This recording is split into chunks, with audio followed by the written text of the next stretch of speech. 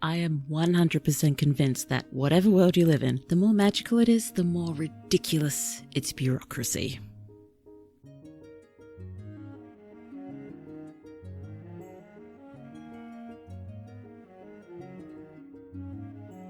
Today's drabble is brought to you by the words overcharge, gesture, and adopt.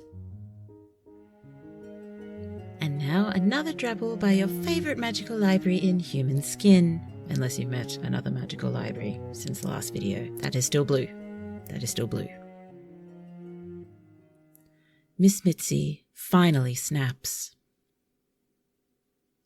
Unwilling to accept any more profuse apologies, she hurls her bedraggled stack of paperwork in my stunned face.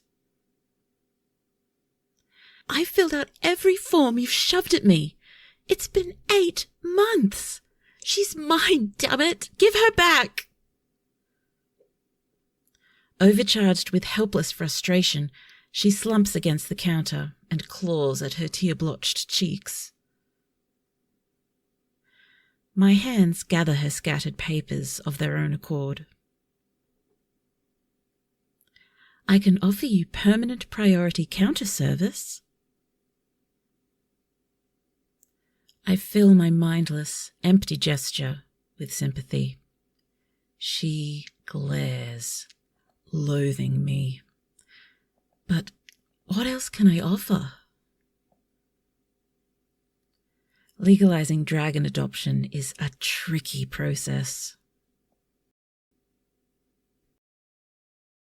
Hello. Blue has been experimenting with her recording setup, possibly to her detriment. I recorded the drabble first and I did notice a distinct echo, probably from holding a laundry basket behind my head as a makeshift recordings booth. I've stuffed it with a pillow and blanket now, so hopefully that echo's a bit dampened. In any case, in the current timeline, as far as I'm aware, I am still Moonfeather Blue, fantasy writer and magical library in human skin. Thank you so much for giving this drabble the incredible gift that is your attention. If you liked it, please like it. Blue likes, the algorithm likes, everybody likes. I hope you don't hear the rustling of the blanket in the laundry basket too much. So, last week we might have been stretching it a little, but we definitely can't say there's no fantasy in this story. So this is a prime example of one of Blue's favourite ways to write fantasy, the quiet,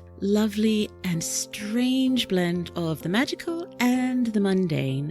Not that there's much lovely about what poor POV bureaucrat, we'll call her Naomi, what Naomi and Miss Mitzi are going through. I'd be pretty inconsolable too. But are you impressed with me? I wrote a POV that isn't dripping with sarcasm. Less dripping, more drowning in weary bureaucracy. Bureaucracy.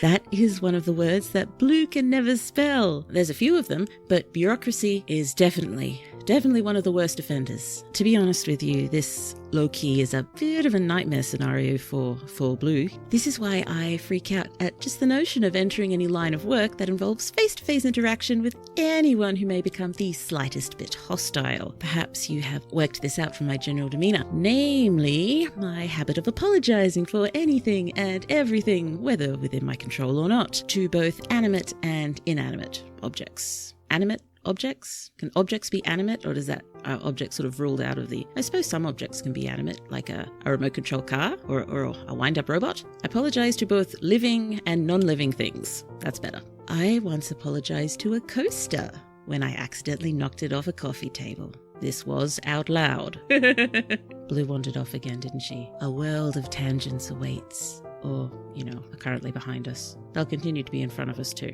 Where did we come from? We had coasters, we had apologising, we had demeanour. Nah. Okay, I've got it. Blue can't handle conflict. That's what Blue was trying to say. Blue would be utterly lost and possibly unable to produce coherent sentences in Naomi's situation. And the poor baby dragon.